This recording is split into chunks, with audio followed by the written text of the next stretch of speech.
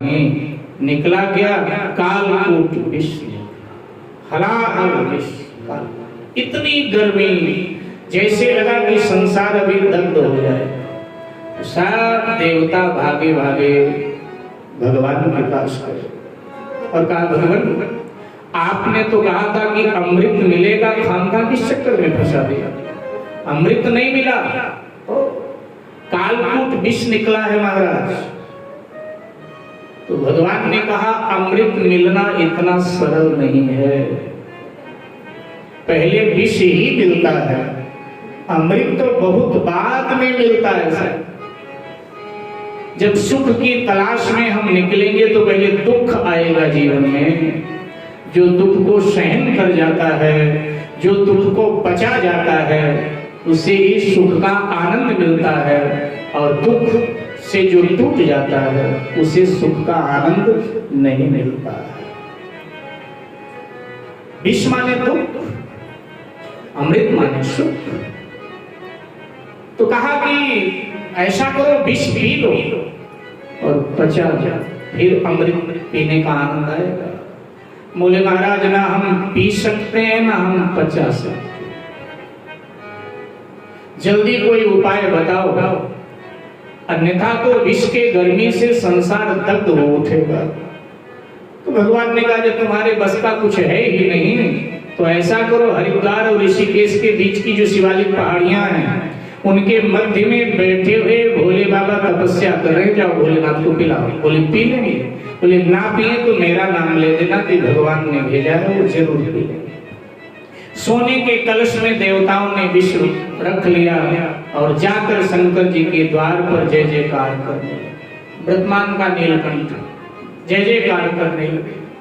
शंकर जी ने आंख खोला, समझ गए कि ये स्वार्थी लोग जय जयकार कर रहे हैं, इसका मतलब कोई खतरा जरूर ये लेकर के आए हैं। आगे पीछे स्वार्थी राम राम भी नहीं करता था, और उसका स्वार्थ आ जाए फिर तो क्या क्या प्रशंसा के पुल बांधेगा। शंकर जी समझ गए। शंकर जी ने कहा, जय जयकार बंद करो, बताओ क्या प्रयोजन है, क्यों आए हो? बोले महाराज, हम आपके लिए कुछ लाए हैं, ये लो पी लो। तो शंकर जी ने कहा, ऐसे कैसे पी ले, पहले बताओ है क्या? बोले पहले पी लो महाराज, बताएंगे बात। शंकर जी ने कहा, देखो हम वैष्णव, शंकर जी वैष्णव, और उनके नाम पर कोई गांजा चिलम पिए, भांग पिए, उसकी अपनी मर्जी है, लेकिन शंकर जी वैष्णव हैं। भागवत में आया है, शंकर जी सर्वश्रेष्ठ वैष्णव। शंकर जी ने कहा, ऐसे कैसे पी लें, पहले बताओ। बोले नहीं मानते हो तो बाबा सुन लो, इसमें कालकूट विष है, विष। हाँ, मुझे पिलाने आ रहे? जी बाबा, लेकिन विष तो अपराधी को पिलाया जाता है भैया, हमने कौन सा अपराध किया है? अरे तुम लोग देव, हम महादेव, फिर भी हमने तुम्हारे स्वर्ग को छोड़ा, मृत्यु लोक में आ गए कि मेरी वजह से किसी देवता को कोई कष्ट न पहुंचे, इसलिए हम यहाँ मृत्यु लोक में आ गए। फिर हमें लगा कि अगर हम बस्ती में रहेंगे तो हो सकता है बस्ती वालों को हमसे कोई कष्ट पहुंचे, इसलिए हमने अपना निवास वीरान में, खड़हर में, पर्वतों पर, पहाड़ों पर और शमशान में बना दिया कि हमारी वजह से किसी को कोई परेशानी ना हो। फिर भी तुम लोग यहाँ ढूंढते ढूंढते आ गए, और वो भी विष पिलाने के लिए। क्यों भैया? बोले बाबा देखो, पीना है पियो, ना पीना है ना पियो, लेकिन भगवान ने भेजा था कि शंकर दादा को पिलाया हो, कह देना भगवान ने भेजा। बोले अच्छा, भगवान ने भेजा? हाँ।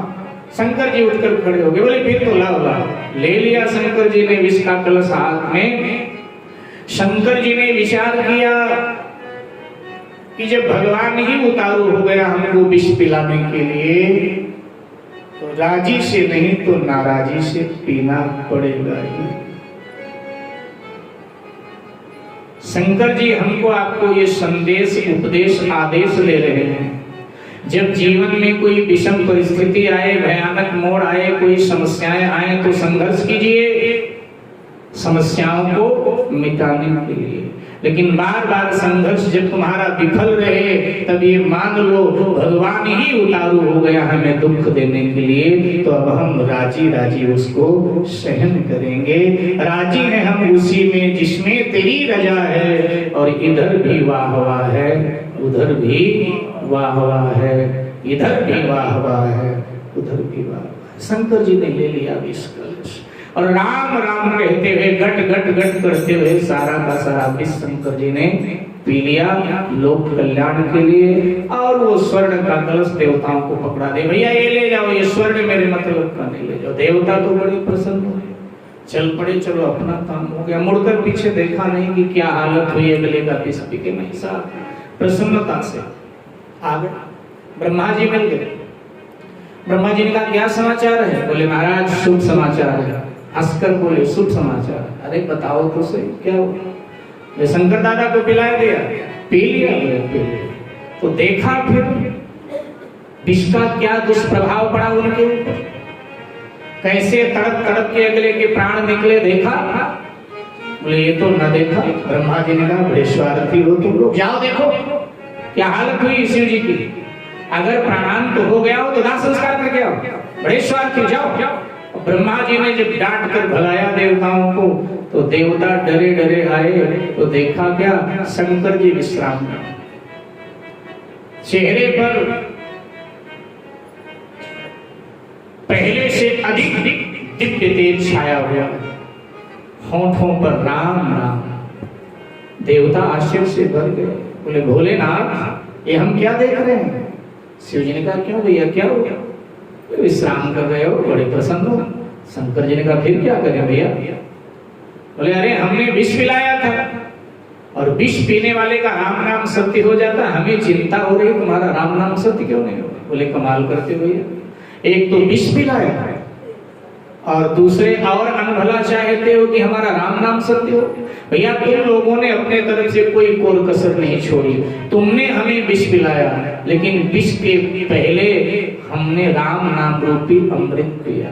हमारे कंठ में राम नाम मौजूद था और विष का स्पर्श जैसे राम से हुआ, राम ने विष को विश्राम दिया।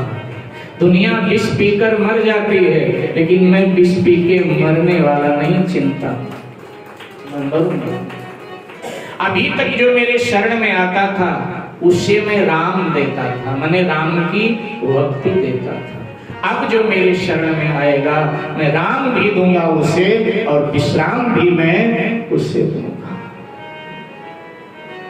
श्री राम श्री कृष्ण की भक्ति बिना शिव जी की कृपा की मिलती नहीं है। इसलिए श्री राम श्री कृष्ण की भक्ति जो चाहते हैं वो शिव जी की खूब सेवा, खूब सेवा।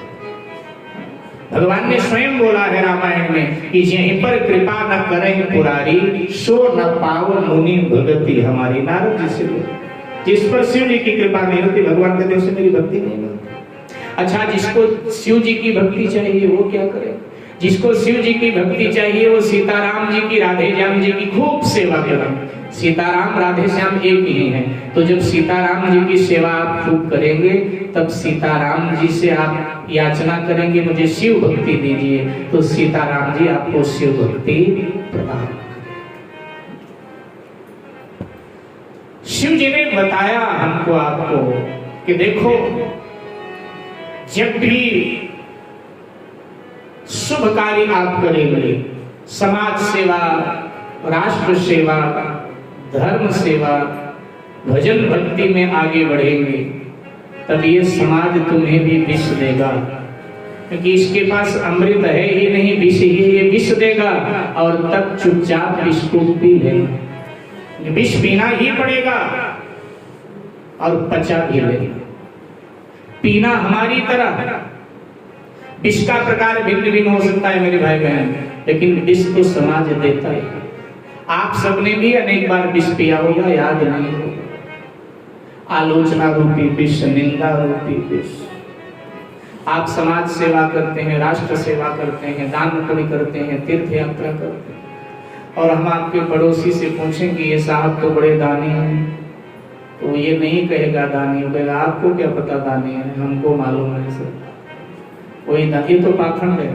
अब ये बात आप सुनोगे तो आपको विष की तरह लगेगा, लेकिन शिव जी कहते हैं कि आदत बना लो, इस विष को पी जाओ, निंदा रूपी आलोचना रूपी विष पी जाओ। अगर सचमुच में भगवत सेवा करना चाहते हो, भगवत भजन करना चाहते हो, आप माला जपोगे, हम कहेंगे तो बड़े भगत हैं, कोई कहेगा ये पाखंडी हैं, दिखावा कर रहे हैं। कोई जरूरी है कि माला दिखाते हुए जप? कुछ ना कुछ कहेगा ही जमाना आपको।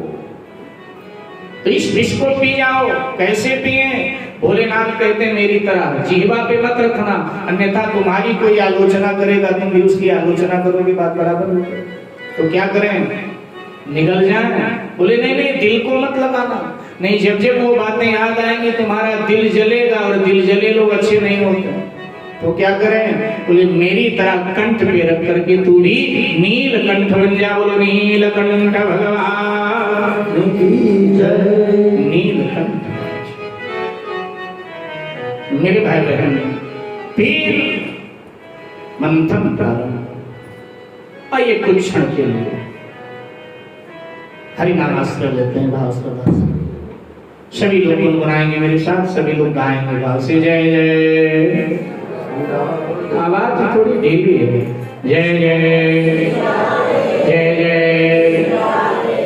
तेरी अखियां हैं जादू भरी,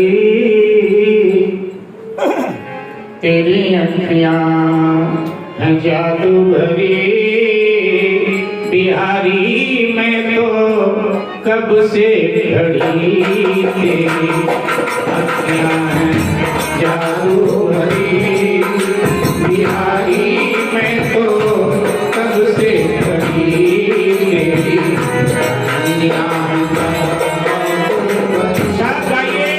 बिहारी मैं तो कब से खड़ी, तेरी अखियां हैं जादू भरी, बिहारी मैं तो कब से खड़ी, तेरी अखियां हैं जादू भरी, बिहारी मैं तो कब से खड़ी। देखो, आज की कथा की यात्रा वामनावतार तक जानी है। अब जल्दी वामन भगवान आ जाए, जरूरी है कि आप सब गाएं, बहनें भी गाएं और भाई भी गाएं। थोड़ा ये कुड़ी का काम कर लो, यहाँ आए हो तो सब लोग थोड़ा मुंह भी खोले, ताली भी खोले। तेरी अखियां हैं जादू भरी,